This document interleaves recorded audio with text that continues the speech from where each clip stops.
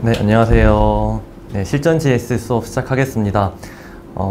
작년에 이어서 이제 올해도 좀 적중을 많이 할 수 있게 최대한 판례 연구와 이제 기출 연구를 많이 하려고 합니다. 그러니까 여러분들도 이제 최선을 다해서 남은 기간 동안 하신다면 좋은 결과가 있을 거라고 생각이 듭니다. 문제 1번 보시면 이제 특박권 내용입니다. 이제 특박권이 매년 기출이 되고 있고 많이 나왔어요. 그래서 과연 올해 또 나올까 싶지만 그래도 경향을 봤을 때 나올 수도 있고 또 중요한 논점이기 때문에 남은 판례 중에 뭐가 있을까라고 생각하면 이제 이 판례 사건이 되게 크고 좀 중요한 사건이었습니다. 그래서 한번 다뤄볼 필요가 있을 것 같아서 가지고 왔고요. 그리고 문제 2번은 이제 미완성 발명 그 판단 기준을 판례가 이제 변경시킨 게 아니라 그냥 완화시킨 그런 사건이었습니다. 그래서 혹시나 출제한다면 이제 이 부분이 나올 것 같고, 그리고 이제 자연법칙이 어긋나는 주장을 한 경우가 케이스가 생각보다 많지만 실제로 출제하기 좀 어렵습니다. 왜냐하면 공대생 중에서도 뭐 물리학과, 화학과마다 그 전문 분야가 다르잖아요. 그래서 뭐 오메 법칙 이런 것들은 그래도 그나마 뭐 1차 때 다뤘던 법칙이고 하니까 낸다면 자연법칙이 어긋난 법칙으로 이 정도 나올 수 있지 않을까 싶어서 가지고 왔고, 다른 케이스들은 뭔가 가져오기가 전문 분야마다 다르기 때문에 어려울 것 같습니다. 그래서 이번 기회에 이제 자연법칙이 어긋난 발명에 대해서 다뤄봤으면 좋을 것 같아서 가져왔고요. 문제 3번은 신규성에 대해서 이제 비밀 유지 의무가 있는 경우에 그것을 공개된 것으로 볼 것이냐에 대해서 판례가 아니다라고 했던 중요한 판례가 있었습니다. 하지만 법리는 예전부터 계속 이어져 왔기 때문에 바뀐 것은 없어요. 하지만 이 사건에 대해서는 또 중요하기 때문에 한번 다뤄볼 필요가 있을 것 같고요. 그리고 설문 2번은 이제 잠깐 쉬는 시간에 말씀드렸지만 소송 인수, 이제 인수승계에 대한 내용을 좀 냈습니다. 실제 사건에서 소송 인수가 나왔었고 다뤄졌었고요. 이제 작년 같은 시험에서도 400이 이제 다뤄졌는데 그 부분이 이제 소법 내용이기 때문에 많은 분들이 좀 간과했던 논점이었지 않았을까 싶습니다. 그래서 그런 측면에서 이제 소송 인수가 실제 사건에서 다뤄졌던 만큼 한번 연습을 할 필요가 있을 것 같고요. 그리고 문제 4번은 이제 의료 방법 발명이라는 표현을 썼습니다. 수험서에는 보통 의료행위라는 표현을 많이 쓰잖아요. 하지만 심사 기준에서는 의료 방법 발명이라는 표현도 쓰기도 하고 교수님께서도 의료 방법 발명이라는 말을 쓰고 있습니다. 그래서 이런 표현에 대해서 잘 못 들어보지 않았던 분들이나 또 시험장에서 급하게 문제 풀다가 문제 4번 내면 시간이 부족해서 급하게 풀고 있는데 의료 방법 발명 한 번도 들어본 적이 없는데 이게 어떤 단어였지? 하는 순간 머리가 하얘집니다. 그래서 남은 10분 날리게 되는데, 그래서 이런 부분들을 좀 연습할 필요가 있을 것 같아서 이제 가지고 왔습니다. 그래서 작년에는 의학용도 발명, 그 투여용법 발명에 대해서 나왔는데 의료용에는 이제 건너뛰었거든요. 그래서 이 부분이 나올 수 있을 것 같고, 나온다면 당연히 특허성 인정 여부가 나올 것 같습니다. 그리고 투여용법 용량 발명 같은 경우도 이제 작년에 나왔다고 했지만 이 부분이 한 번 더 나올 수 있는 이유가 설문 3문과 연계해서 좀 더 중요한 부분이 남아있거든요. 그래서 그 부분과 연계해서 좀 더 준비할 필요가 있어서 가지고 왔습니다. 네, 그래서 문제 1번부터 한번 보도록 하겠습니다. 문제 1번에서 갑이 이제 이사로 재직 중인 정이라고 해서 이제 회사가 되겠습니다. 정은 병가 사이에 A 물질의 연구 개발 계약을 위한 협의가 진행되었으나 정의 소극적인 태도로 이제 체결되지 않았고, 대신에 갑은 이 개발에 관심이 있던 을을 병에게 소개하였고 라고 해서 당사자 관계를 좀 더 정확히 그리고 가야 되는데, 문제 풀다 보면 실제 사안을 그대로 내는 판례가 꽤 많아요. 그러다 보면 당사자 관계가 복잡한데 그것을 교수님께서 좀 추격시키더라도 정말 내야 될 부분들을 내거든요. 그러다 보면 읽기만 해서는 이제 관계가 복잡한 경우에는 파악이 안 되기 때문에 문제 풀다가도 좀 그리면서 하는 게 좀 좋습니다.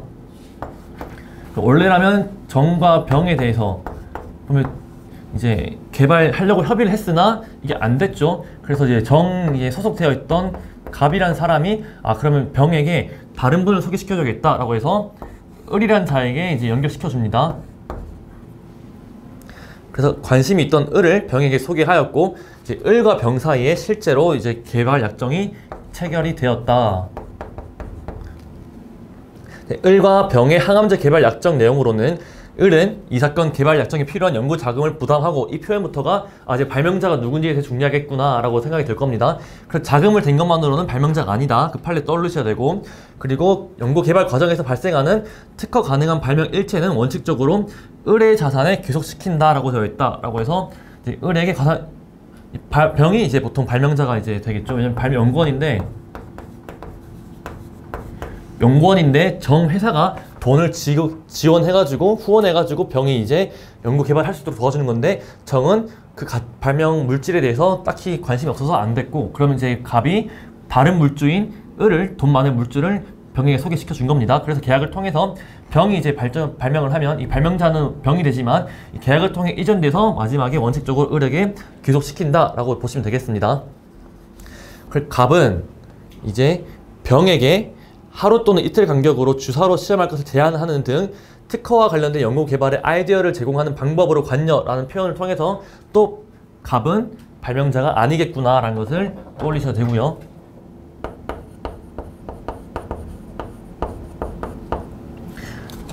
그리고 을도 이제 연구 개발 자금을 부담한다고 밖에 안 되기 때문에 발명자는 아닙니다.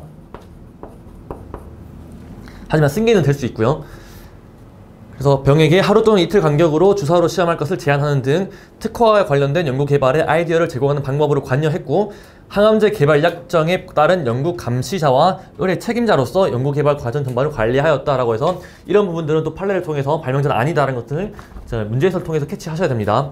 그리고 그 다음으로 이제 병은 항암제 개발 약정 이후 2021년 5월 20일 무렵 갑과 을에게 연구 보고서를 보냈고라는 표현에서 이제 병이 계속 개발했구나 라고 통해서 발명자라는 것을 알 수 있습니다.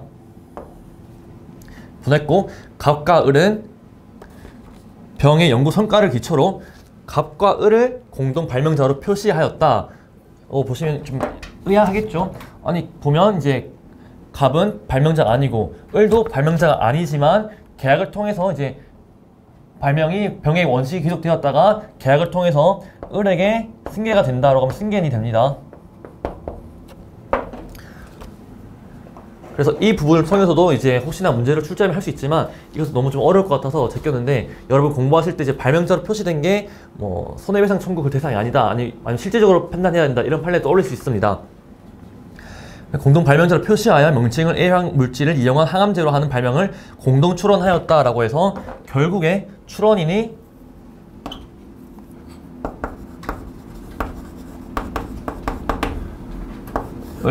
갑이 되는데, 을은 발명자가 아니지만 승계인이기 때문에 출원인이 될 수 있습니다. 그래서 문제 없는데, 갑은 발명자도 아니고 승계인도 아닌데 출원에 포함되었네, 이게 좀 문제된다 라고 보시면 되겠습니다. 그래서 특허 등록까지 되었다라고 하면 이제 결국에 갑을이 이제 특허권 가지게 되었죠. 공동 특허 가지게 되었습니다. 하지만 그 이후에 갑과 을 사이에 분쟁이 생기자 갑은 을을 상대로 갑의 특허권 공유자 지위 확인을 구한다는 취지의 청구를 하였다. 이제 공유자 지위 확인 청구를 했습니다. 위 소송에서 갑은 특허 발명의 발명자이고라는 주장을 했고, 그리고 출원 당시 갑과 을 사이에 갑에게 특허 발명에 관한 특허를 받을 수 있는 권리를 일부 지분을 양도하여 장차 특허권을 공유하기로 하는 묵시적 합의가 있었다. 이에 따라 특허 발명을 공동으로 특허 출원에 설정 등록을 받은 이상 적법한 공유자라고 주장한다 라고 하고 있습니다. 그래서 갑 입장에서는 보니까 나는 발명자도 아니고 승계인이라고 이제 볼 만한 명시적인 사유가 없잖아요. 그래가지고 그것 때문에 문제가 될까봐 나는 발명자라고 어거지를 부린 거고, 그럼 그게 아니더라도 승계인이 되어야 되는데 계약상으로 명시적으로 된 게 없으니까 난 묵시적으로 승계 받았다라고 해서 난 정당한 권리가 있다라고 이제 따지는 상황이라고 보시면 됩니다. 이 상황에서 이제 설문 들어가시면 갑과 을이 공동 발명자에 해당하는지 설명하시오 라고 이제 문제 나왔습니다. 그래서 답지를 보시면 공동 발명자라고는 이제 해당하는지 문제가 나왔기 때문에 일단 공동 발명자 판단 기준을 먼저 제시해야겠고요. 이제 발안 실상협 판례가 있습니다. 그리고 지금 화학 물질이기 때문에 화학 발명에 대한 판례가 또 하나 좀 더 있죠. 그 부분은 더 언급할 수 있을 것 같습니다. 실제 실험을 통하여 발명을 구체화하고 완성하는데 실질적으로 기여해야 한다라고 해서 법리는 바뀐 게 없습니다. 실질적 기여가 포인트지만 좀 더 화학 발명이기 때문에 실제 실험을 통하여 뭐 이런 표현들을 좀 살릴 필요가 있을 것 같습니다. 그래서 공동 발명자가 되기 위해서는 객관적 요건도 필요하지만 이제 주관적 요건도 필요하다라는 측면에서 이제 한번 사안 포섭을 하실 때 주의를 기울여하셔야 되고요. 그럼 갑과 을이 공동 발명자에 해당하는지에 대해서 이제 판례가 있습니다. 문제에서 나왔던 뭐 아이디어만 제공하거나 관리하거나 뭐 정리 실험만 했다는 거나 뭐 자금만 대거나 이런 것들은 공동 발명자에 해당하지 않는다. 이거 말고 다른 밑에 더 이어진 판례 문구 있잖아요. 실제 그러면 어떤 경우에는 공동 발명자에 해당한다 까지 다 써도 됩니다. 근데 그렇게 되면 너무 길잖아요. 배점상으로 봤을 때 시간이 좀 부족한 부분이라든지 뭐 필석이 좀 느린 부분이라든지 그런 부분들 같은 경우에는 문제에 되는 포인트만 이제 해당되는 판례만 써도 무방하지 않을까 싶습니다. 정말 제일 좋은 거는 그 판례 그대로 이제 박는 게 제일 좋죠. 이제 이런 경우에 이런 구체적인 케이스에는 공동 발명자에 해당하지 않지만 어떤 케이스에는 발명자에 해당할 수 있다. 이런 판례가 있는데 밑에 부분들은 이제 어차피 갑과 을이 공동 발명자에 해당하지 않기 때문에 좀 삭제를 했습니다. 그런 유도리가 좀 필요할 것 같고요. 실제 그럼 사안을 보시면 이제 문제에서 포인트가 되었던 연구 개발의 아이디어를 제공하는 방법으로 관여, 연구 감시, 그리고 책임자로서 관리 이런 부분들은 기창실기가 아니다. 그럼 을은 뭐 어떻게 되냐? 을도 연구 자금을 부담했을 뿐이므로 발명의 완성을 후원 위탁한 정도에 그친 경우에 불과하다. 그래서 갑과 을은 객관적 요건으로도 발명자가 아니고 그리고 또한 갑과 을은 발안 실상협 서로 협력하는 관계도 아니었습니다. 그래서 주관적 요건도 만족하지 않기 때문에 공동 발명자에 해당하지 않는다까지도 이제 포섭을 하셔야겠습니다.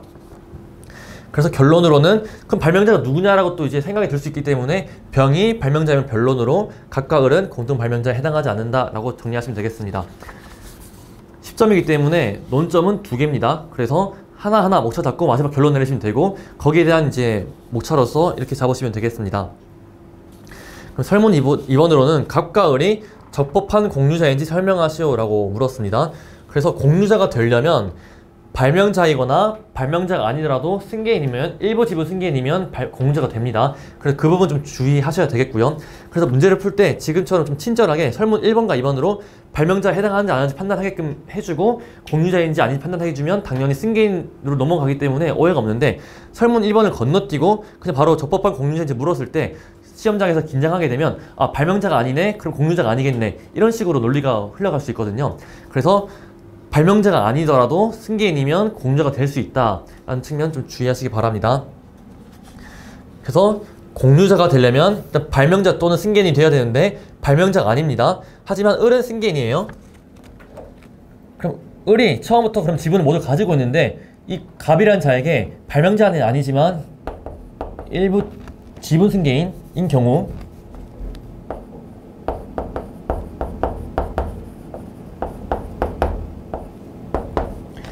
처음부터 이제 발명에 대해서 갑으로부터 을이 모든 걸 승계했기 때문에 을은 적법한 사람입니다. 발명자 아니지만 승계인이고 하지만 을이 그 받은 이후에 갑에게 지분을 넘겼으면 적법한 공유가 되겠죠. 그 부분을 좀 주의하셔야 됩니다. 설문 2번 답법을 보시면 특박권 승계입니다. 왜냐하면 승계가 있어야 되기 때문에 33조 1항 법적 성질은 이제 중요하지 않은 내용입니다. 하지만 교수님께서 모든 논문을 쓰실 때 이 부분이 중요하지 않다고 하면서 한 번씩 학설 이름을 건드리고 넘어가시더라고요. 그래서 그런 측면에서 저희들도 이 학설이 어떤 내용이다까지 언급하는 건 아닌 것 같습니다. 하지만 학설 이름만 딱 치고 넘어가는 게 좀 더 깔끔할 것 같아요. 네, 법적 성질, 그 다음 중요한 양도성. 특박권은 재산권으로 양도성을 가짐으로 계약 또는 상속 등을 통하여 예전할 수 있다라고 해서 병과 을의 개발 약정에 따라 특박권은 발명자인 병으로부터 을이 승계되었다. 그래서 을에게 모든 권리가 넘어갔다. 하지만 을이 갑에게 그 지분 일부를 이제 명시적으로 양도한 바 없는데 묵시적으로 양도했다면 갑도 그럼 지분 승계인으로서 적법한 공유가 되기 때문에 그럼 갑에게 그럼 그 지분 이전이 되었는지가 문제된다. 묵시적 승계가 있는지 문제된다. 보시면 되겠습니다. 그래서 목차로서 갑이 묵시적 지분 이전 받았는지 여부로 목차를 잡아줘도 되고 아니면 묻는 바대로 적법한 공유자인지로 작성해도 되겠습니다. 그 판례는 명시 묵시로 가능하다. 그리고 그러한 계약에 따라 공동 출원한 경우 갑 출원인이 발명자가 아니더라도 등록된 특허권의 특허 공유 지분을 가진다라고 보시면 됩니다. 그래서 실제 사안에서 공동 출원했지 않습니까? 그러니까 그럼 적법한 공유자로 볼 수 있다고 하는데 사안을 보시면 갑의 개발 과정에 관여를 했기 때문에 스스로 발명자로 주장한 내면의 의사는 자신의 역할과 기여도를 고려할 때 나는 공유할 자격이 있어, 그런 지분을 가질 자격이 있어 라는 뜻이 포함되어 있고, 갑의 주장을 받아들여 갑을 출원인에 포함시킨 을의 내면의 의사에도 갑을 공유자로 받아들일 의사가 포함되어 있다 라고 해서 갑의 주장의 그 내면의 의사를 판단했고, 을은 주장이 아니라 을의 행동을 이제 가지고 판단을 했습니다. 있으므로 을이 출원인에 갑을 포함시킴으로써 갑에게 특허받을 수 있는 권리의 일부 지분을 양도하여 특허권을 공유하려는 묵시적 합의가 출원 당시 있었다. 따라서 갑은 적합한 공유자에 해당한다 라고 해서, 여러분들이 공부를 하실 때 승계는 명시, 묵시 가능한데, 명시가 당연히 계약이니까 계약서 쓰면 되니까 딱히 중요한 게 아니에요. 문제 표현 나올 거예요. 하지만 묵시적으로 이제 양도한 게 어떤 케이스가 있을까? 지금같이 공동 출원인으로 기재한 것을, 허용한 것을 묵시적 승계의 하나의 케이스로 판례가 처음으로 인정했다라고 보시면 되겠습니다. 그래서 공동 출원인으로 이제 기재를 한 사건이 나오시면 이것은 묵시적 승계라고 보면 되겠구나 라고 논점을 추출하시면 되겠습니다. 그래서 묵시적 승계가 있어야 된다는 게 대법원 판례고, 그러면 구체적으로 어떤 걸 묵시적 승계로 봐야 되냐 해서 특허법원 단계에서는, 그 이후 특허법원 단계에서는 합리적인 사정이 있어야 된다라고 합니다. 그래서 그 합리적인 사정이 있어야 묵시적 승계를 인정하는데, 그럼 그 합리적 사정이 무엇으로 볼 것이냐? 공동 출원인으로 기재한 것을 합리적인 사정으로 봐서 묵시적 승계가 있었다라고 이제 보시면 되겠습니다. 사건이 좀 복잡하죠. 어렵기도 하고요. 하지만 실제 시험 문제에서는 판례를 그대로 문제가 내기 때문에 사건이 복잡하면 복잡할수록 출제하시는 분들도 간략하게 줄일 수가 없어요. 그래서 이런 사건들을 미리 알고 계시면 실제 시험에 나왔을 때 바로 이제 사건이 머리에 그려지거든요. 그래서 이런 부분들을 좀 다 주의 있게 보셨으면 좋겠습니다. 그리고 제가 여기서 출제를 하지 않았지만 아까 문제 읽으면서 드렸던 말씀, 갑과 을을 공동 발명자로 표시하여, 이 부분도 어떻게 보면 추가로 물어볼 수 있습니다. 그 부분은 제가 기초 GS 수업이라든지 여러분 보시는 기본 교재에 보시면 이 부분에 대한 내용 있을 거니까 한번 참고하시면 좋을 것 같고요. 설문 3번은 이제 불이타 문제로서 좀 그렇게 중요한 논점은 아닙니다.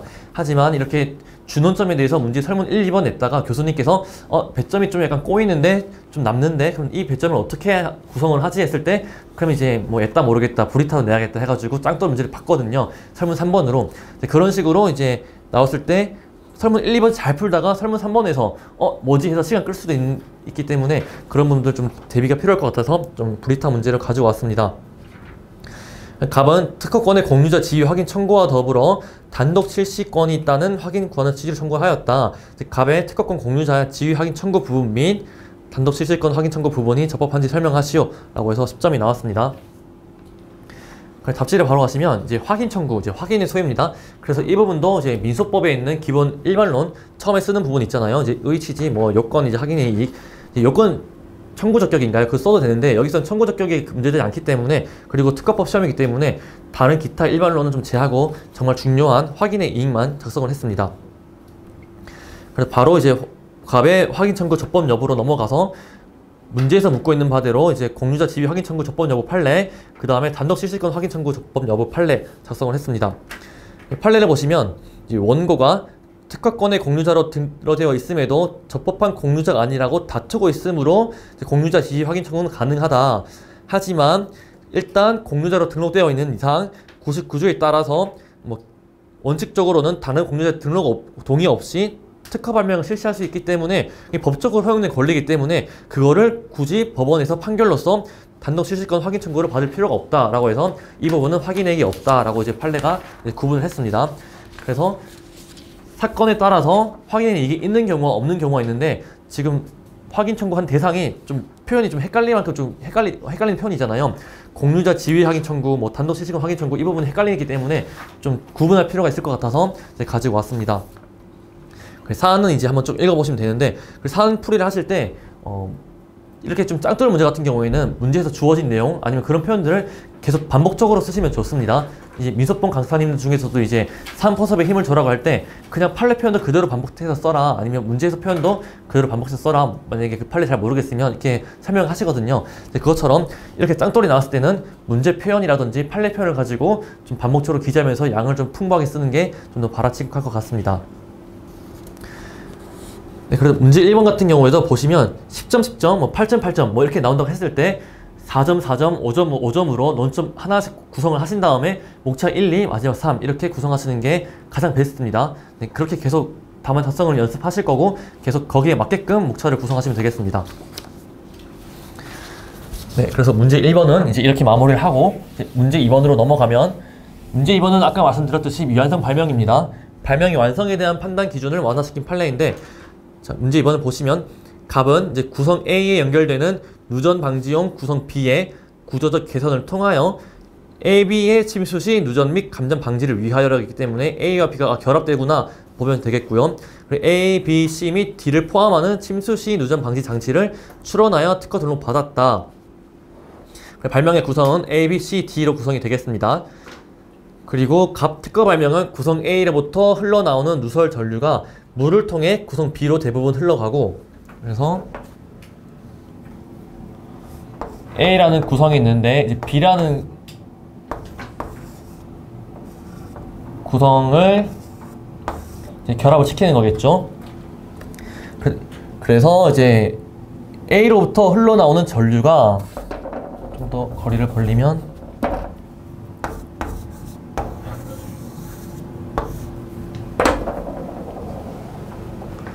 A로부터 전류가 이렇게 나오는데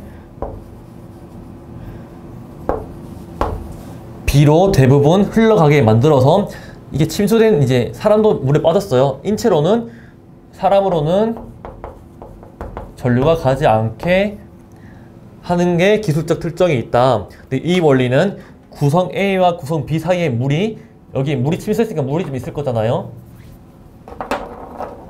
이제 물이 이렇게 있는데 물이 저항 역할을 하고, 그 저항이 A와 사람 인체 사이의 저항보다 작은데 기인한다 이렇게 보시면 되겠습니다. 그럼 저항이 작으니까 전류가 더 많이 흘러가겠죠. 네. 특허 발명은 네. 어렵죠. 네. 특허 발명은 그 청구 범위의 구성 B의 형태에 대해 A의 측면 및 상부면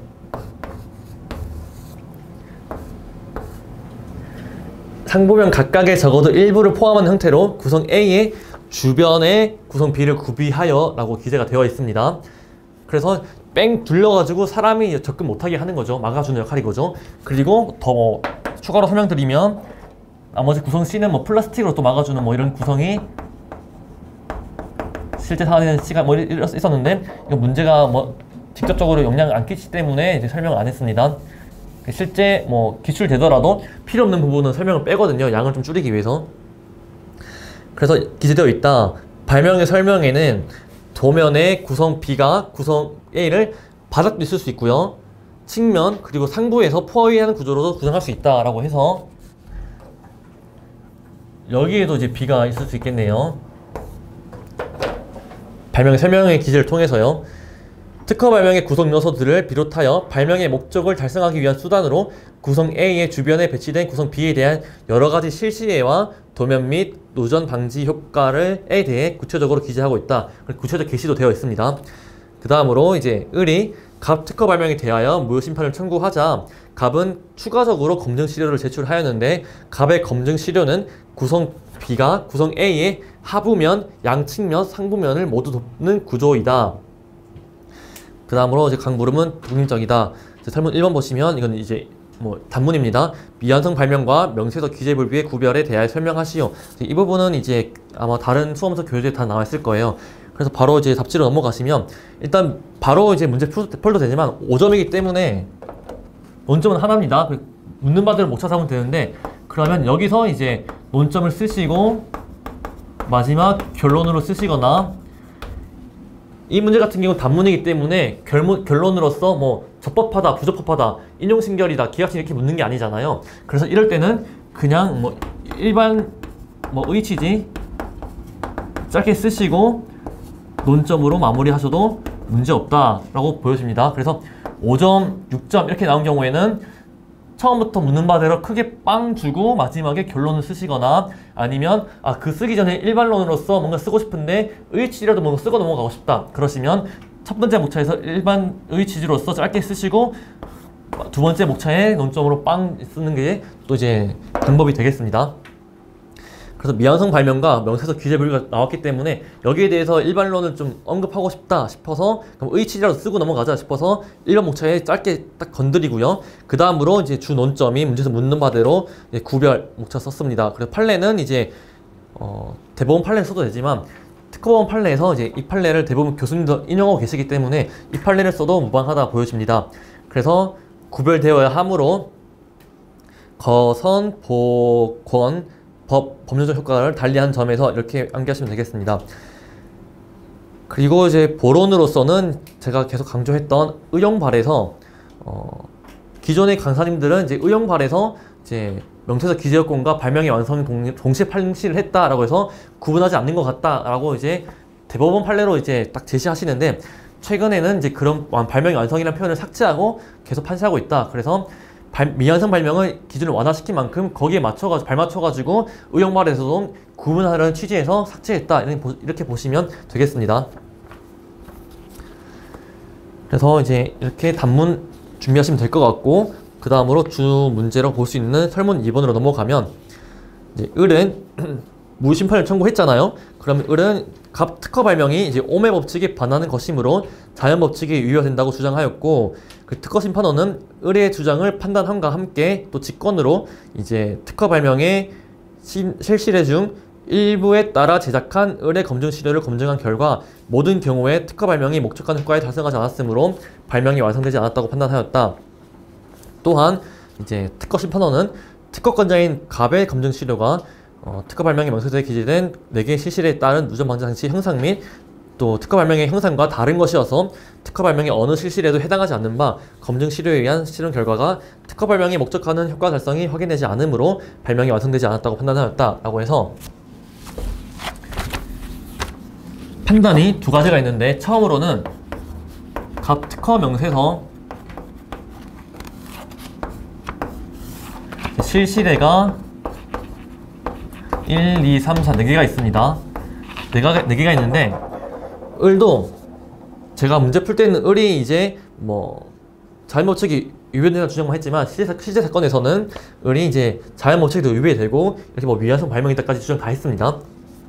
거기서 을이 봤을 때 갑이 쓴 실시례의 하나를 보니까 글로서는 이런 실시례를 통해 가지고 갑이 주장하는 누전 방지 효과가 있어 라고 이제 실시례에 적혀있는데 아니 내가 실제로 시험해봐가지고 실시례에 적혀있는 방법대로 쭉 실시해보니까 그런 효과가 없는데 라고 이제 주장을 하는 겁니다. 그래서 너가 글을 쓴 게 뻥이야, 이제 그냥 허위 가장했다 라고 하는 거예요. 그래서 특허 심판원도 보니까 이 실시례 1, 2, 3 중 1, 2, 3, 4 중 일부에 따라 1 또는 1, 2 뭐 이렇게 할게요. 한계가 좀 그러니까 일부 1, 2에 따라서 제작한 을의 검증 시료들을 검증한 결과 그 1, 2 모든 경우에 특허 발명이 목적하는 이제 누전 방지 효과가 없었다라고 이제 알게 된 겁니다. 그래서 발명이 완성되지 않았다고 판단하였다. 즉 일부 실시례만으로 발명의 완성 여부를 판단할 수 있는지가 첫 번째 논점이 되겠습니다. 그리고 또한 명세서에 적혀있지 않는 1, 2, 3, 4 외에 추가적으로 갑이 제출을 했는데 이때 추가적으로 제출한 것이 이제 4개의 실시례에 따른 누전 방식 형상과 그러니까 즉 여기 적혀있는 실시례 형상과도 형상이 다르고 그 특허 발명의 누전 방지 장치의 형상 즉 명세서에는 이렇게 발명의 설명뿐만 아니라 청구항도 적혀있잖아요. 그래서 청구 범위에 적혀있는 형상과도 달랐다. 그래서 그래, 추가 실험 검증 자료는 너가 제출할 수 있어. 하지만 그게 청구범위에 적혀있는 그 발명에 따른 형상도 다르고 너가 적어놓은 실시례 1, 2, 3, 4와도 형상이 달라. 그래서 어느 실시례에도 해당하지 않는 바 검증 시료에 의한 실험 결과가 특허 발명에 목적하는 효과 달성이 확인되지 않으므로 이걸로 너가 주장하는 특허 발명의 효과를 뒷받침하는 증거로서 쓸 수 없다라고 한 거죠. 발명이 완성되지 않았다고 판단하였다라고 해서 문제가 되는 건 두 개가 되는 겁니다. 그래서 의뢰 주장 및 특허 심판원의 판단이 타당한지 설명하시오라고 해서 15점이 됐습니다. 그래서 저희들이 계속 연습했던 방법으로 목차를 구성하면 5점, 5점, 5점이니까 목차 1, 2, 3 잡으시고 마지막 4 결론으로 하시면 되겠습니다. 그래서 제가 좀 더 친절하게 문제를 드린 건데 처음엔 당연히 발명의 성리성이겠죠. 자연법칙 위배 여부, 그리고 2, 3번 목차가 이제 발명의 완성인데 발명의 완성을 이렇게 동그라미 1, 2번으로 제가 구분 지은 이유가 논점이 두 개다는 걸 알려드리고 싶어서 구분한 거고요. 만약에 시험 나온다고 한다면 논점을 하나 숨기는 식으로 나오는 게 어렵게 된다고 했잖아요. 그러면 여기서 동그라미 1, 2로 표현하지 않고 그냥 하나의 줄글로서 쭉 길게 표현했을 겁니다. 그럼 그때 봤을 때 이제 이렇게 논점을 구분하지 못한다면, 그리고 배점을 통해서 논점 개수를 파악하지 못한다면, 아 그럼 발명의 설명성 논점 하나고 발명의 완성 논점 하나구나, 논점 두 개라고 생각해가지고 논점 하나를 누락하게 됩니다. 그래서 배점을 통해서도 논점이 두 개인 걸 아셔야 되고, 논점이 세 개인 걸 아셔야 되고, 그리고 지금 실제 사건을 연습함으로 통해 가지고 아 발명의 완성에 대해서도 구체적으로 논점이 두 개가 되겠구나, 쪼개지는구나를 아셔야 됩니다. 그래서 목차는 저렇게 구성이 된다 라고 이제 알고 답지를 보시면 이제 페이지 7번에서 설문 2번에 먼저 을 주장의 타당 여부라고 해서 이제 발명의 성립성입니다. 그래서 이제 2조 1호 자기 참고 이제 판단 기준, 판단 기준을 동그라미 1번은 딱히 의미가 없는 판례라고 볼 수 있습니다. 왜냐하면 실제로 쓰이는 판례는 아닌데 그래도 아마 자연법칙에 대한 판례로는 이게 무조건 다 교재에 나오기도 하고 다 일반론을 깔고 가는 부분이기 때문에 짧게 치고 가는 게 좋을 것 같아서 그래도 갈 것 같습니다. 그리고 자연법칙 이용 여부는 통과원 전체로서 판단해야 되고, 뭐 일부에 이용하더라도 전체로서 이용하지 않다면 아니다라는 판례 아마 기억나실 겁니다. 그래서 하여튼 실제 이 사건에 직접적인 적용되는 판례 아니기 때문에 도중에 뒷부분 잘라가지고 이제 중요한 것만 적었고요. 그 다음에 흠결시 취급은 이제 훈자 산발 이렇게 있죠. 훈시적인 구현을 볼 수 없다. 그래서 이 부분이랑 이제 위에 보시면 29조 1항 본문에서 규정하고 있는 발명 요건을 충족하지 않았다라는 판례와 좀 겹치는 면이 있긴 합니다. 하지만 훈자 산발, 이제 훈시 기준으로 볼 규정이 없다. 이 부분이 포인트여가지고 일단 갖고 오긴 했습니다. 그래서 만약에 좀 쓰신다면 뭐 동그라미 3번으로 해가지고 2조 1호가 훈시 기준으로 볼 근거 없다 이렇게 합쳐서 써도 될 것 같습니다. 사안으로는 이제 문제 표현했던 것들을 가지고 사안포섭에 활용을 하셔야 됩니다. 그래서 구성 A와 구성 B 사이의 무리 저항 역할을 A, B 사이의 무리 저항 역할을 하고 그 저항이 구성 A와 인치 사이의 저항보다 작은데 긴 함으로, 저항이 작으니까 전류 더 많이 흐르겠죠. 이러한 현상은 전류는 저항에 반비례한다는 오음의 법칙에 따른 것이므로 특허 발명이 자연법칙에 위반된다 볼 수 없다. 그래서 이제 공부를 오래 하시면 1차 과학이 기억이 안 날 수도 있는데 그래도 오음의 법칙은 그래도 기억을 하시겠죠. 네. 그래서 이런 부분들은 그래도 실제 시험이 나온다면 나오지 않을까 싶습니다. 따라서 의뢰 주장은 부당하다. 네. 오음의 법칙뿐만 아니라 정말 좀 간단한 물리 법칙들 있잖아요. 그런 것들은 그래도 이제 시험에서 활용할 수 있기 때문에 물리 법칙이 좀 나갔다 싶으시면 아 이건 자연법칙 이용 여부다 라고 이제 논점을 딱 생각하시면 되겠습니다. 네, 그 다음으로 특허 심판원의 판단의 타당 여부라고 했는데 판단이 두 가지가 있었기 때문에 동그라미 1, 2 구분했던 거에 따라서 판단 1, 판단 2 타당 여부로 목차를 구성하시면 되겠고요. 이제 발명의 완성 증명책임, 흥결시 취급, 그 다음에 중요한 게 일부 실시례만으로 발명의 완성 부정 가부라고 해서 뭐 판단 기준에 따라서 쭉쭉 쓰시고 세 번째 줄부터 반드시 발명의 설명 중에 구체적 실시례에 한정하여 인정되는 것은 아니다 라고 해서 발명의 실시례 1, 2, 3, 4가 있는데 그중 일부만 가지고 테스트를 해봤더니 너가 주장하는 효과가 발생이 안 하네? 그러면 발명이 완성 안 되었네. 이렇게 논리 구성한 게 아니라 그래서 발명의 설명 중 구체적 일부 실시례에 한정되어 인정되는 것이 아니다. 이 판례 표현이 왜 나왔구나. 이 실제 사건을 통해서도 이해할 수 있겠습니다. 사안으로 보시면 완성된 발명을 인정받기 위해서는 명세서에 기재된 실시례에 따라서 실시했을 때 최소한 어느 실시내에서 특허 발명 효과가 확인되어야 하는 것을 할 수 없다. 즉 다른 실시를 통해서도 효과가 확인될 수 있고, 아니면 다시 또 추가로 제출된 실시의 검증자료 5를 통해서도 확인될 수 있고, 이제 그렇기 때문에 특정 일부 실시만을 가지고 발명의 완성 여부를 단정 지으면 안 된다 라고 보시면 되겠습니다. 그래서 특허 심판원의 판단 1은 부당하다. 그리고 판단 2의 타당 여부, 발명의 완성 의미로서 통상의 기술자가 반복 실시할 수 있고, 그 다음에 맞나요? 제가 효달 어떻게 외웠더라 제가요? 다시 그냥 천천히 읽겠습니다. 발명이 목적하는 기술적 효과의 달성 가능성을 예상할 수 있을 정도로, 기효 달가의 전제 키웠네요. 예. 기술적 효과, 기효, 달가의 이렇게 키웠습니다. 예상할 수 있을 정도로 구체적 객관적으로 구성되어 있으면 발명은 완성되었다고 보아야 한다. 그래서 사안을 보시면 특허 발명의 구성 요소들, A에 대한 실시례와 도면, 그리고 효과에 대해서 발명의 설명에 구체적으로 기재되어 있다고 문제에 나와 있습니다. 따라서 통상의 기술자는 발명의 설명의 실시례와 도면을 통해서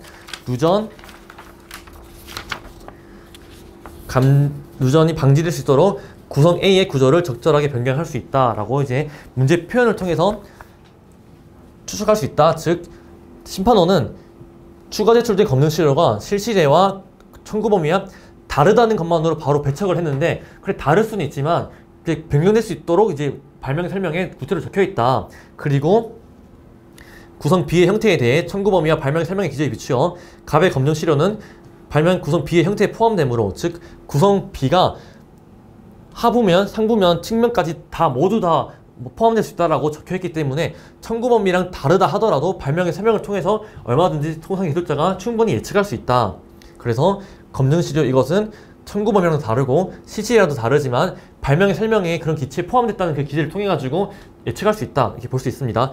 그렇기 때문에 이 검증시료 5는 배척할 것이 아니라 효과 판단하는 근거 자료가 될 수 있다.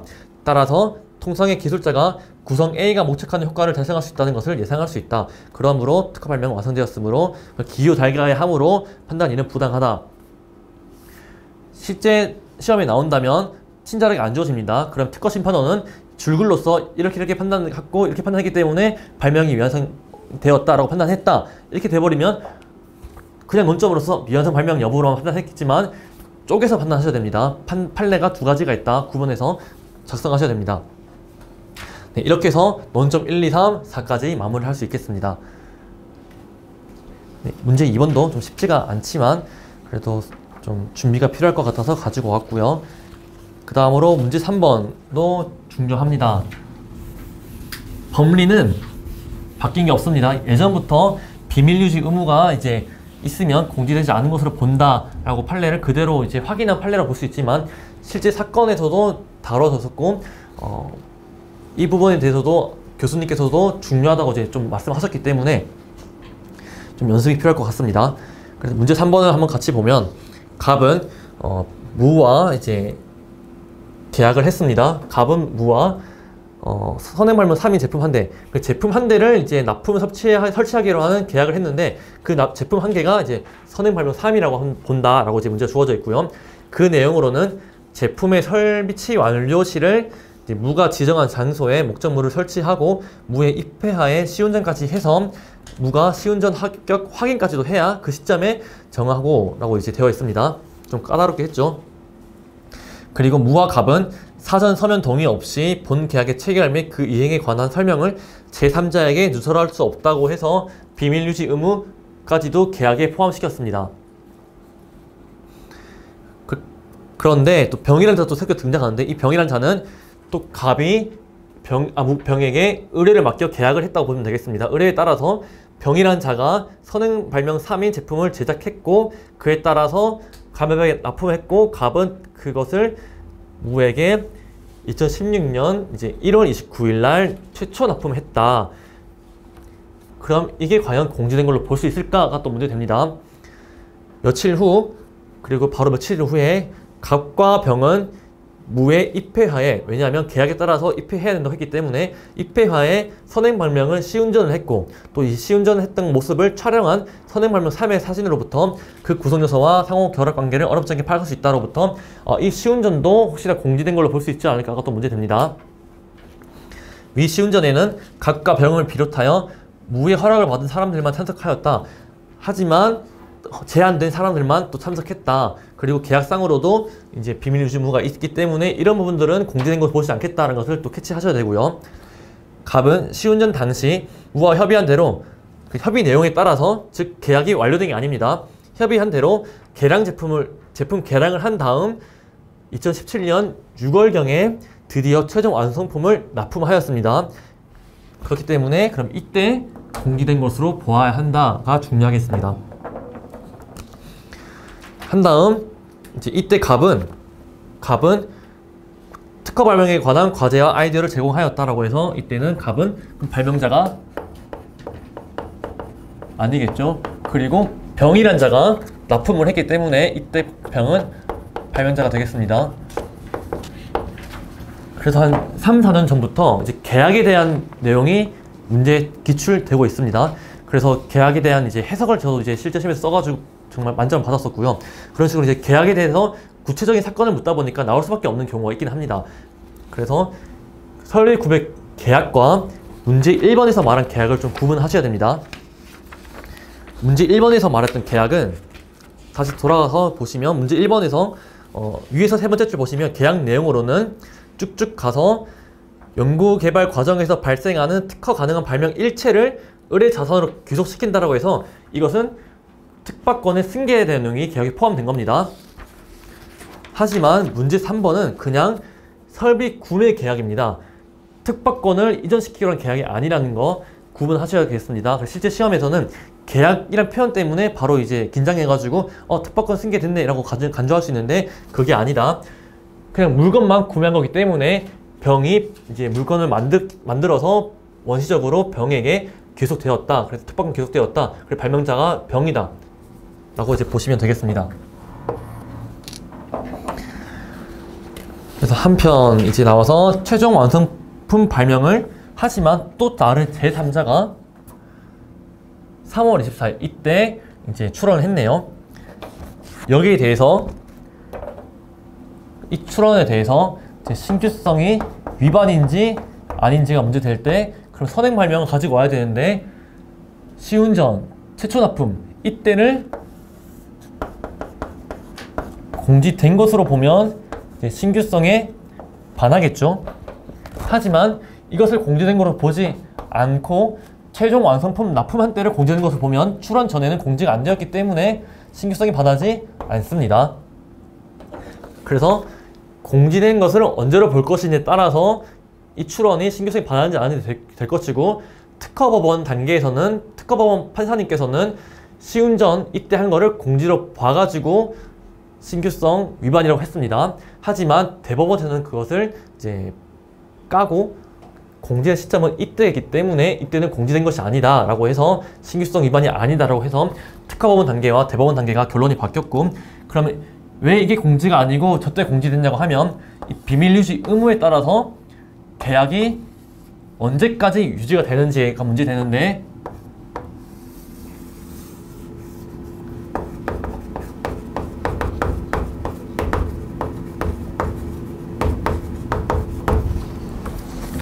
계약이 이행이 완료되어야 계약이 이제 소멸하게 될 거고 그럼 거기에 포함되었던 비밀유지 의무도 이제 없어지게 되는 겁니다. 그래서 이 이후에는 비밀유지 의무가 당연히 없고 그러면 계속 계약 중인 여기서는 여전히 비밀유지 의무가 있기 때문에 최초 납품 그리고 시운전 할 때도 비밀유지 의무가 있다. 그래서 공지된 것을 보지 않는다라는 것이 대법원 판례의 논리입니다. 그래서 계약이 언제 끝나는지를 중요하게 생각하셔야 된다. 그리고 거기에서 특허법원과 대법원의 판단이 달라졌다. 이렇게 보시면 되겠습니다. 그래서 문제 3번 이제 보시면 특허 발명이 선행 발명 3에 의하여 신규성이 부정되는지 여부에 대하여 설명하시오 라고 했습니다. 신규성 법리 이제 7점이기 때문에 준원점 5점이라고 하면 2점, 5점 또는 3점, 4점으로 해서 어쨌든 어떻게 배점 부여하든지 간에 목차 1, 2, 3 결론으로 해서 총 3개의 목차가 됩니다. 그리고 신규성에 대해서 묻고 있기 때문에 그러면 당연히 신규성에 대해서 일반론을 물어야겠다. 그래서 신규성 이제 일반론을 적을 수 있을 것 같고 두 번째에서 준원점이 되겠습니다. 신규성 법리해서 의미 취지 선행발명 특정이라고 해서 공지랑 이제 불인상이라고 하고 있고 공연 실시랑 이제 통용 RC 이제 이렇게 먼저 일반론 이제 의 제시를 하신 다음에 당연히 이제 크게 쓸 필요 없습니다. 일반론 많이 쓸 필요 없어요. 왜냐하면 배점만 봐도 2점 아니면 3점이기 때문에 여러분 공부를 많이 하시다 보면 일반론 많이 써야지 상견례에서 많이 써야지 하는데 의미가 없습니다. 배점이 이렇게 주어졌기 때문에 만약에 8점 또는 10점으로 나왔다면 당연히 많이 써야겠죠. 하지만 7점이기 때문에 준원점만 힘을 줘서 써주면 됩니다. 그래서 그 다음 목차로서 선행발명 3이 공연 실시된 발명인지 여부라고 해서 판례는 공연 실시된 발명이란 발명의 내용이 비밀 약정 등의 제한이 없는 상태에서 양도 등의 방법으로 사용되어 불이상 놓인 것을 의미한다. 이 판례에 써도 되고 또 공지도 써도 됩니다. 공지에서도 이제 그 비밀 유지 의무 있는 대상으로만 이제 했을 때 공지된 게 아니라고 본 판례가 있잖아요. 그거는 같이 써도 되겠습니다. 비판견해 및 검토라고 해서 이제 이 부분은 힘을 주다 보니까 썼는데 굳이 비판견해까지 이제 안 써도 될 것 같고요. 이제 동그라미 2번 검토만 보시면 비밀적인 판매 행위는 이제 비밀 유지가 있는 판매 행위는 공지 기술일 것이라는 일반 대중의 신뢰를 발생시키지 않기 때문에 선행 기술에서 제외되어야 하는 바 판례 타당하다라고 해서 일반 대중이 이것을 공지 기술로 판단했는지 안 했는지로 이제 판단하는 것이 타당하다라고 이제 판례를 지시했습니다. 최근에 이제 미국에서 비밀적인 판매 행위에 대해서도 미국에서는 공지로 봐가지고 비밀 유지 의무가 있다는 거에 대해서도 공지가 된다고 한 적이 있는데 그것은 이제 일단 판매 행위가 미국에는 특허법으로 규정이 되어 있고 또 비밀 유지 의무에 대해서도 좀 다르게 본 판례가 있는데 국내법은 아직까지 지금 제시되어 있던 판례가 여전히 유지되어 있고 폐기가 되지 않는 이상 그대로 판례를 따르는 것이 좀 바람직할 것 같습니다. 최근 사건, 지금 이 사건에서도 여전히 비밀 유지 의무 있을 경우에는 공지된 게 아니라는 것을 다시 한번 확인했기 때문에 굳이 미국법을 따르면서까지 검토로서 판례를 깔 필요는 없을 것 같아요. 그래서 판례 타당하다고 하시고 사안으로 보시면 갑과 무의 계약에 따르면 최초 납품한 선행 발명 3은 그냥 시제품의 의미만 시제품 즉 판매하는 것이 아니다. 그냥 우리 테스트용으로 만든 것 뿐이다. 이후 최종 납품했을 때의 계약 이행이 완료되고 제3자에 대한 계약 이행 사항에 누설 금지 의무를 부담하여 시운전하는 각 병, 무의 허락을 받은 사람들만 참석하는 등 비밀 유지 의무를 위한 조치가 이루어졌으므로 선행 발명 3은 특허 발명 출원 전에 공연이 실시된 것은 아니다. 즉, 이 출원 전에 공연 실시된 것이 아니다, 공지된 것은 아니다 라고 보시면 되겠습니다. 출원 후에 공지됐기 때문에 선행 발명이 될 수 없다. 그래서 결론은 특허 발명이 선행 발명 3에 의하여 신규성이 부정되지 않는다 라고 정리하시면 되겠고, 그럼 이제 설문 2번으로 넘어가시면 갑은 이런 날짜 8월 22일 특허권자 을을 상대로 특허 발명은 선행 발명 1, 2에 의해 쉽게 발명할 수 있어 진보성이 부정된다 라고 주장하면서 등록 무효 심판을 청구하였다. 그래서 설문 1번에서는 이제 신규성에 대한 논점을 다뤘기 때문에 설문 2번에서는 진보성을 가지고 한번 다뤄봤습니다. 네, 여기서 이제 무효 심판을 청구했는데 기각신결이 나왔고 거기에 대해서 심취소를 제기했습니다. 심결 취소송에서 갑이 취할 수 있는 모든 조치에 대해 설명하시오 라고 해서 보시면 이제 그 다음으로 이제 한 편부터 한번 다시 읽어볼게요. 문제에서 출원까지 읽었는데 그럼 출원 다음에 특허 등록이 되었고 이제 거기에 대해서 무효심판 청구되었고 기각신결 심취소 계속 중이 되었고 그 다음에 5월 27일 날 을로부터 병에게 특허 이전 등록 받았다. 왜냐하면 병이 정당 권리자 발명자이기 때문에 정당 권리자에게 특허 이전되었다 보시면 되겠습니다. 그래서 심취소 계속 중에 특허권이 이전되었다라는 것을 캐치하셔야겠고요. 그럼 갑이 취할 수 있는 모든 조치에 대해 설명하셨기 때문에 15점입니다. 그럼 5점, 5점, 5점으로 나누셔서 목차 1, 2, 3, 4 결론까지 해서 목차는 총 4개로 구성이 된다. 이제 논점은 3개다 보시면 되는데 그 논점은 좀 숨겨져 있다고 보면 되겠죠. 그래서 처음으로 할 수 있는 논점은 소송이기 때문에 당사자가 먼저 좀 생각을 하셔야 됩니다. 당사자 특정. 그래서 지금 당사자가 이제 병으로 바뀌어야 되지 않냐. 왜냐하면 을은 병에게 특허를 넘겼기 때문에 더 이상 이 특허가 무효로 되는지 상관이 없습니다. 관심이 없습니다. 난 이미 돈 받고 넘겼어. 아니면 이제 이제 내 권리자가 아니야. 그래서 이 무효 심판을 통해서 특허권이 소멸되든 말든 난 관심이 없어. 그래서 소송도 안 나올 수 있습니다. 그래서 당사자부터 공변한다면 이때는 갑이 할 수 있는 조치로서는 병으로서 이제 인수승계를 통해서 당사자를 이제 바꿔야 된다. 보시면 이제 답지를 보시면 갑의 조치 1로서 소송 인수 신청이 나오고 있습니다. 의미 취지로서 민소법 82조가 나오는데 소송 경제 도모 유효합니다. 승계인을 새로운 당사자로 소송에 끌어들이는 것으로 소송 경제 도모 유효합니다. 그리고 이제 거기에 대한 근거로서 심치소는 이제 행정소송인데 왜 민소법을 가져오냐? 특허법에 특별한 규정이 없으면 행소법이 적용되고 행소법에 특별한 규정이 없으면 민소법이 중련된다. 그 측면에서 민소법 82조가 적용될 수 있다. 그래서 요건 및 사안, 이것은 이제 민소법 요건 및 사안이 되겠습니다. 타인이고요. 그리고 소송 계속 중이어야 되고요.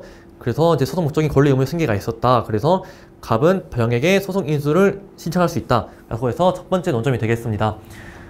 특허법 시험에서는 민소법이 중요하지 않기 때문에 안 나와도 되겠지만 작년에 자백에 대한 크게 나왔었고 그리고 실제 지금 이 사건에서도 소송 인수가 다뤄졌었습니다. 그래서 얼마든지 이 사건을 낼 때 소송 인수를 좀 소논점이라든지 짜투리 논점으로서 아니면 세 개의 논점 중 하나의 논점으로서 나올 수 있어서 좀 대비할 필요가 있을 것 같습니다.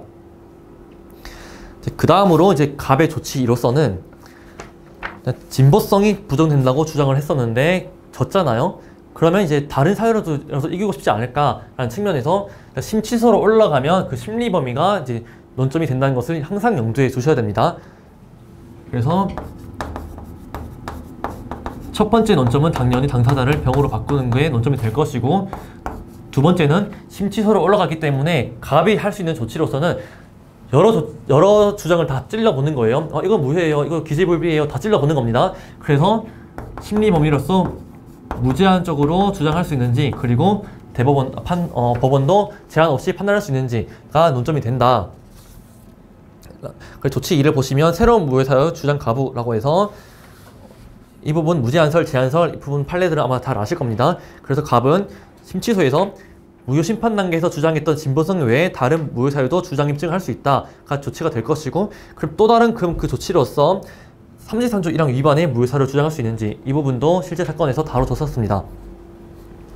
33조 1항의 취지, 그 다음 발명자 판단 기준, 발명자는 2조 1호의 발명 행위를 한 사람을 가리키고 기술적 사상의 창작에 실질적 기여해야 한다 라고 이제 판례 있습니다. 그래서 병이 이제 발명자이고 갑은 발명자가 아니다. 이 부분이 또 왜 중요하냐면 문제에서 밑에서 1, 2, 3, 4, 5 다섯 번째 줄로 가시면 이때 갑은 특허 발명에 관한 과제와 아이디어를 제공하였다. 이 표현을 통해서 이제 갑이 발명자가 아니라는 것을 또 사안포섭에 끌어오셔야 됩니다. 그래서 기창시기를 해야 되는데 그럼 갑은 아이디어만 제공했기 때문에 발명자가 아니네요. 그럼 특허권자가 아니네요. 그러면 무효심판 청구인 적격도 없습니다. 하지만 지금은 심치소 단계이기 때문에 그런 청구인 적격은 그냥 법론으로 짧게 써도 될 것 같고요. 그것보다도 특허권 이전 등록의 효과로서 133조 1항 2호 단서가 있습니다. 99조의 2 제2항에 따라 이전 등록된 경우에 특허권 이전 등록된 경우에 제33조 1항을 이유로 무효심판 청구할 수 없다라고 해서 설사 갑이 발명자로서 특허권자라 하더라도 지금 특허권 수 없겠죠. 특허권 이전 등록되었기 때문에 그러면 33조 1항을 가지고 갑이란 자는 무효사유로 주장할 수 없다라고 이제 이 부분이 어떻게 보면 좀 더 심치소 단계에서는 바람직할 것 같습니다. 아까 말씀드렸던 무효심판 청구인 적격으로서 그 부분도 당연히 맞는 말인데 그 부분이 직접적인 논점은 아니지 않을까라고 생각이 듭니다. 그래서 사안을 보시면 병은 갑의 의뢰에 따라 선행 발명 3을 제작하였고 이후 특허 발명을 개량한 사정까지 있으니까 발명자에 해당한다. 그리고 을로부터 정당 권리진 병에게 특허권 이전 등록되었으며 스므로 제33조 1항의 무효사유는 소멸되었다. 이제 그 소멸되었다는 표현은 이제 교수님 표현이 되겠습니다. 왜냐하면 법 규정으로서는 33조 1항을 이유로 무효심판 청구할 수 없다라고 한 이유가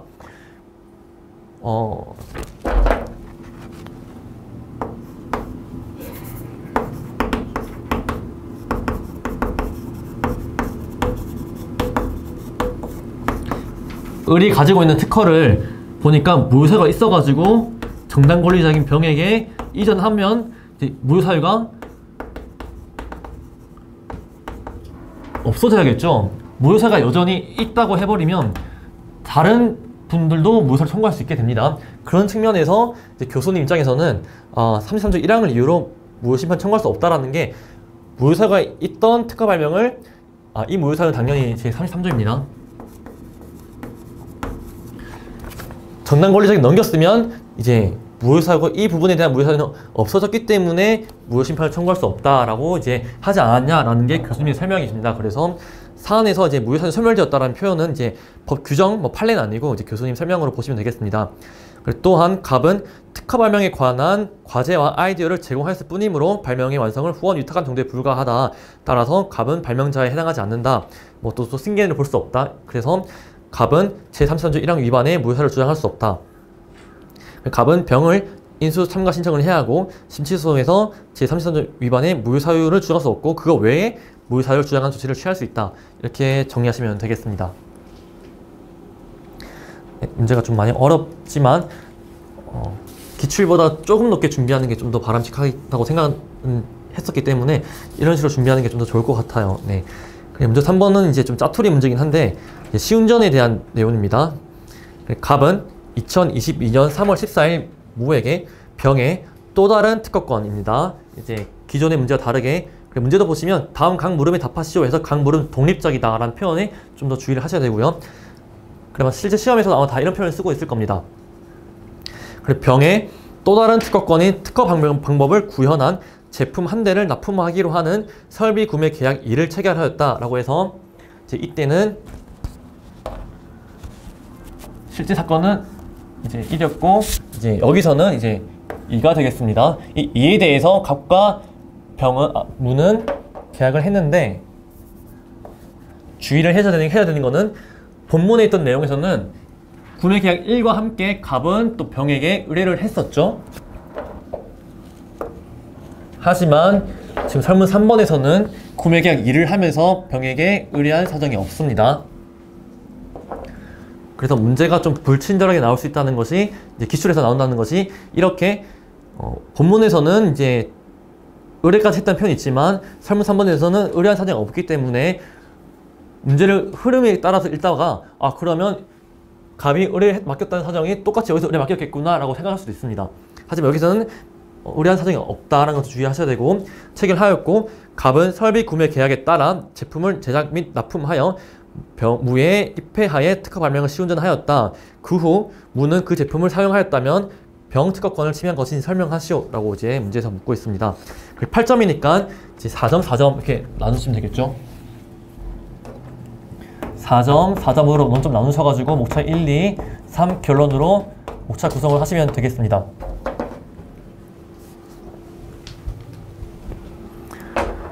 그래서 답지를 보시면 일단 침해를 묻고 있기 때문에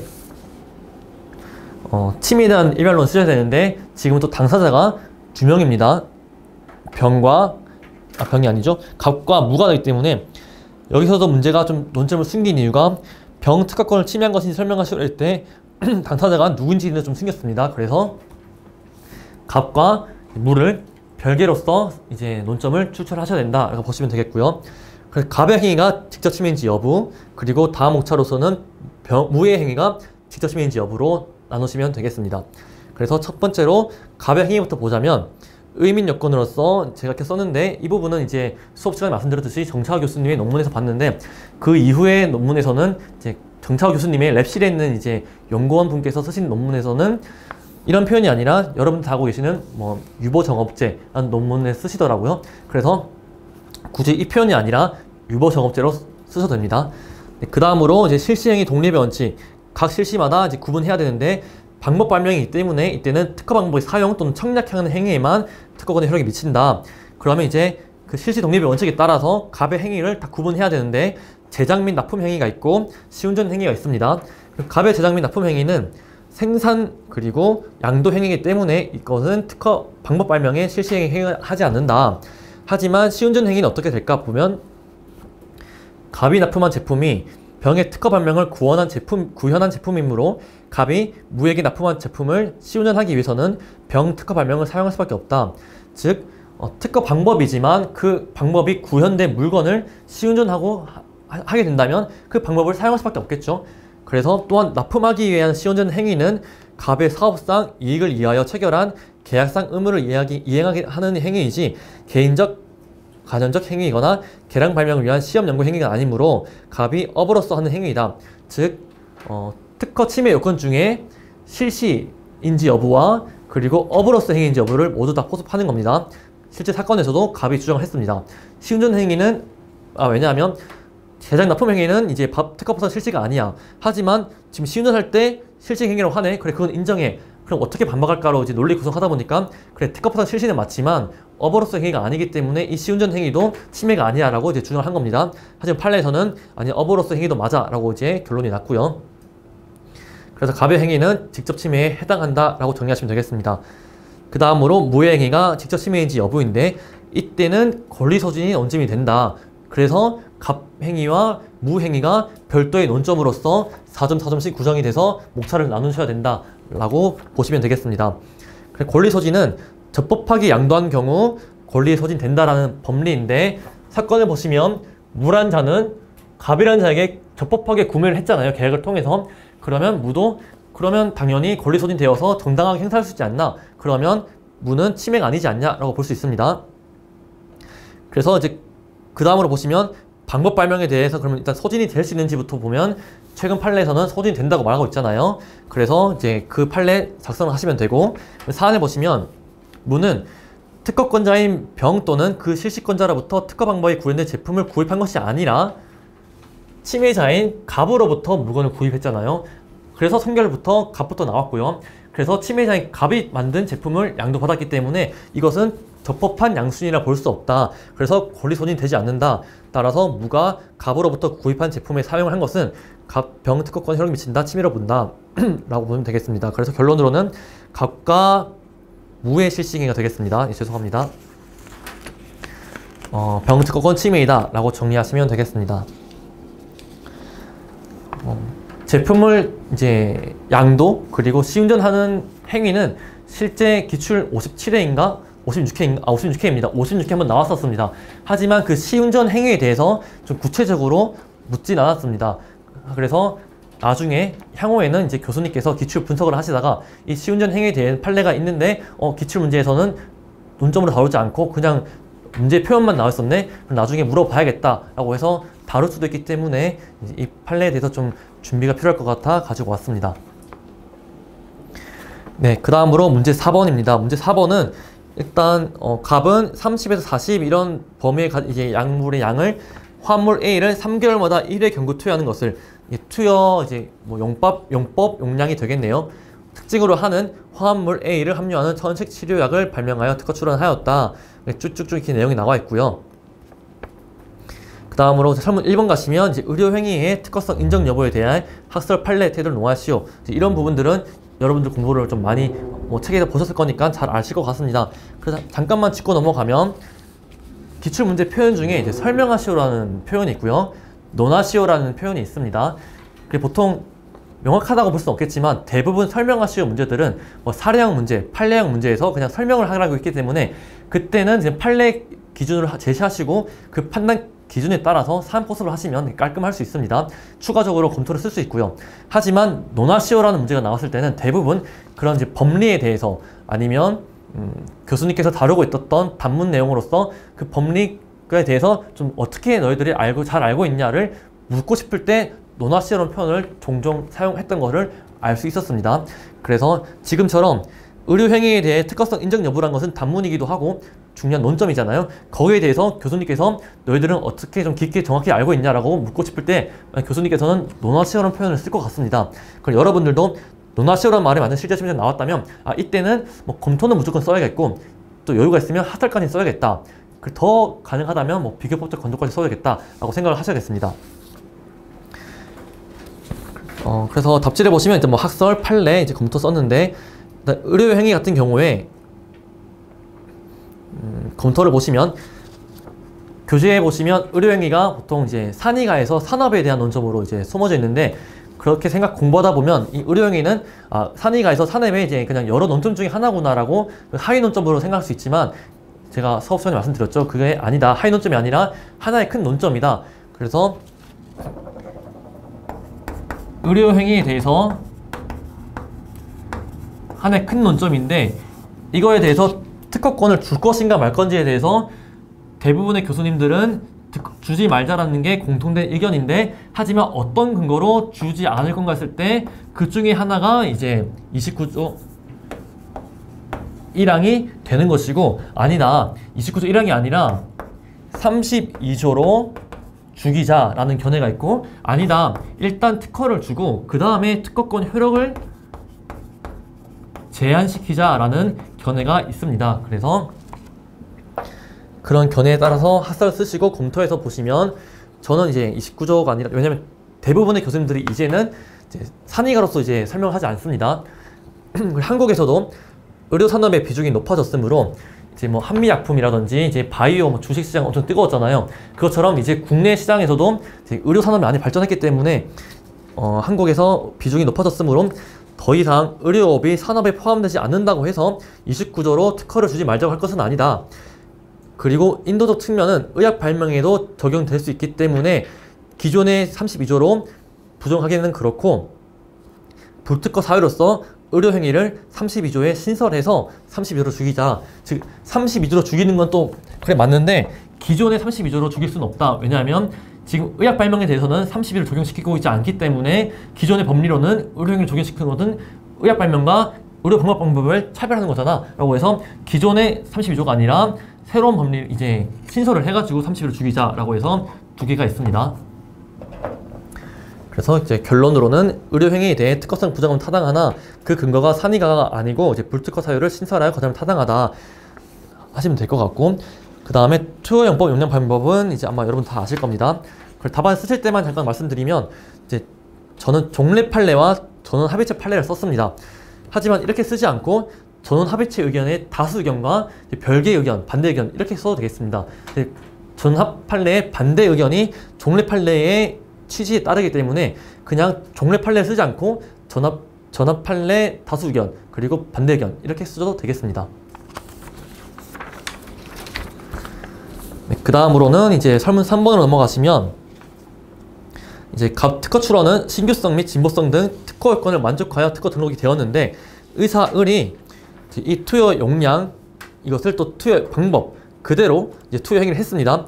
이럴 경우에 그럼 의사의 이 의료 행위가 투여용법 용량의 특징이 있는 의학용도 발명과 특허권과 충돌하지 않냐, 그래서 충돌 여부에 대해 설명하라는 문제가 됩니다. 이 논점에 대해서도 교수님께서 좀 다뤘었기 때문에 논문에서 만약 그 교수님이 출자로 들어가시거나 그 논문을 보셨던 교수님이 출자로 들어갔다면 이 논점도 이제 나올 수 있다라고 보여집니다.